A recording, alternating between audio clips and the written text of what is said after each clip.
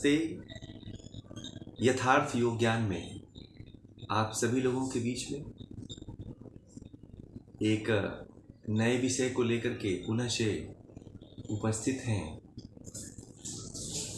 मनुष्य जीवन का अंतिम लक्ष्य उद्देश्य क्या है? हम और आप ऐसे लोगों के बीच में बातें करते हुए सुने जाते हैं या करते भी हैं कि जो हमने जन्म लिया है, इस जन्म का अंतिम लक्ष्य क्या है या इस जन्म का उद्देश्य क्या है? क्या इस जन्म का यही उद्देश्य है कि हम अच्छे स्कूल में पढ़ लें, अच्छा घर बना लें, महंगी महंगी गाड़ियां हो जाएं, धन संपत्ति इकट्ठा कर लें? क्या यही जीवन का लक्ष्य है? तो इसमें भी कहीं ना कहीं असंतोष दिखाई देता है। क्यों? क्योंकि ये लक्ष्य पूरा नहीं है। ये लक्ष्य जो है अधूरा है। ये लक्ष्य ऐसे हैं कि जितना भी आप पूरा करते चले जाओ वो कम ही पड़ता है।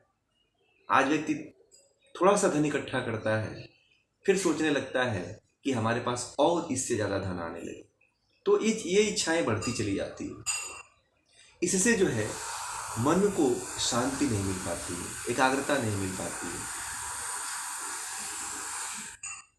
ऋषियों ने जीवन के अंतिम लक्ष्य उद्देश्य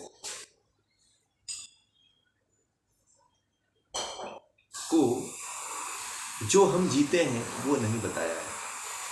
हमारे जीवन का अंतिम लक्ष्य, अंतिम उद्देश्य जो है दुखों से छूटना है। हम जीते तो हैं, जिसके पास करोड़ों की संपत्ति है, जिसके पास अरबों की संपत्ति है, वो भी दुखी है, वो भी दुख से छूटना चाहता है। वो भी ये नहीं चाहता है कि मैं जल्दी मर जाऊं, मुझे कोई बीमारी हो जाए, मुझे कोई रोग हो जाए, मुझे कोई व्याधि हो जाए, सब छूटना चाहते हैं। तो हर कोई जो है, हर व्यक्ति जो है, हर प्राणी जो है दुख से छूटना चाहता है और पूर्ण आनंद को प्राप्त करना चाहता है। और वह पूर्ण आनंद क्या है? मोक्ष की प्राप्ति, कैवल्य की प्राप्ति। हमारे जीवन का जो अंतिम लक्ष्य है वो मोक्ष, आत्मा को जान करके, आत्मा का साक्षात्कार करके कैवल्य को प्राप्त करना है। दुख से छूटेंगे। जब व्यक्ति दुख से छूट जाता है तो मोक्ष की अनुभूति होती है, और यही अनुभूति जो है कैवल्य की प्राप्ति, मोक्ष की प्राप्ति।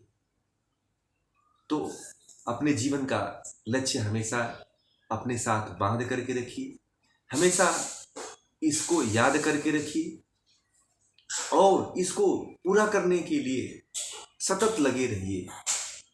इसको पूरा करने में जीवन का अंत हो जाता है तो जीवन कुछ धन्य हुआ, जीवन की सार्थकता सिद्ध हुई। इसको प्राप्त करने में जीवन नहीं लगाया आपने तो जीवन का कोई सार्थकता सिद्ध नहीं हुई। बस तब आप केवल पशुओं की तरह आए और पशुओं की तरह चले गए। पशु भी खाते हैं, वो भी बच्चा पैदा करते हैं और चले जाते हैं। आप भी आए, आप भी बच्चा पैदा किए, आप भी धन दौलत इकट्ठा किए और चले गए। तो उनमें कोई विशेष अंतर आप में और उनमें कोई नहीं रहा। इसलिए आप और हमको उनसे ऊपर उठ करके सोचना चाहिए और इस जीवन में जो महान दुख है, इस महान दुख को दूर करके उस कैवल्य को, उस आनंद को, उस मोक्ष को प्राप्त करना चाहिए। यही हमारे जीवन का ध्येय है, ये हमारे जीवन का उद्देश्य है और यही हमारे जीवन का लक्ष्य होना चाहिए।